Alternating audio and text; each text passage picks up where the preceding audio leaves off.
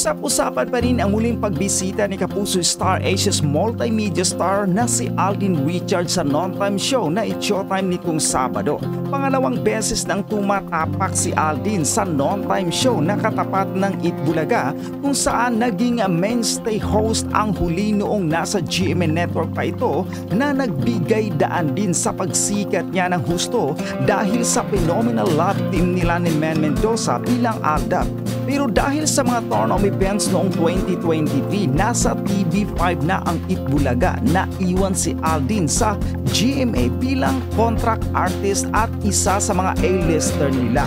At ang pinaka-plot twist na sipa ang showtime sa TV5 pero napunta naman sa JTV channel hanggang sa pati na rin sa GMA matapos naman magbabu sa ere ang tahanang pinakamasaya ng Tape Incorporated. Anyway, marami naman ang nakapansin sa chemistry nila ni Alden at showtime host na si Kim Chu nang magkatabi sila. Tinanong kasi ni Kim si Alden kung anong mensahe niya sa mga inspiration niya ngayon sa buhay na kamakailan lamang ay nalika kay Asia's superstar Catherine Bernardo.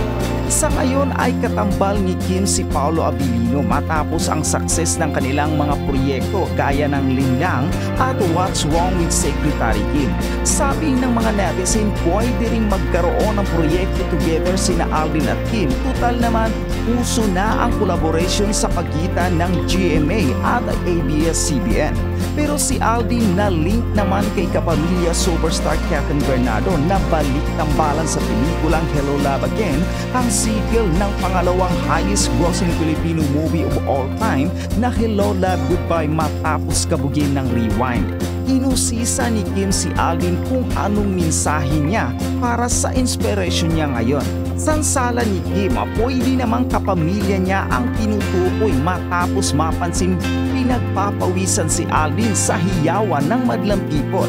Sabi ni Alden ang kanyang inspiration daw ang naging dahilan para magpatuloy siya sa mga ginagawa niya ngayon na i-enjoy naman daw niya.